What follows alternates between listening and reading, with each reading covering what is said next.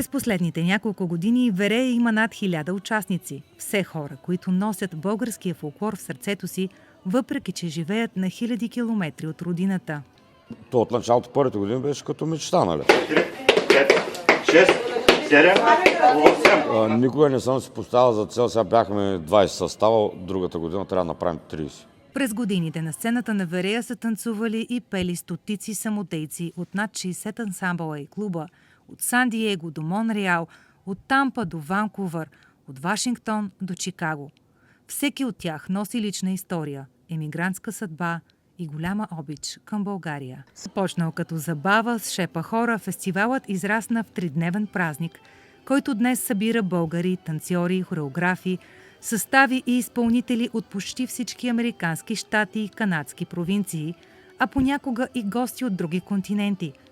То стана нещо наистина мащабно се получи. И бих казала, че през последните 5 години нещата много се увеличиха, като обем, като хора, които искат да участват.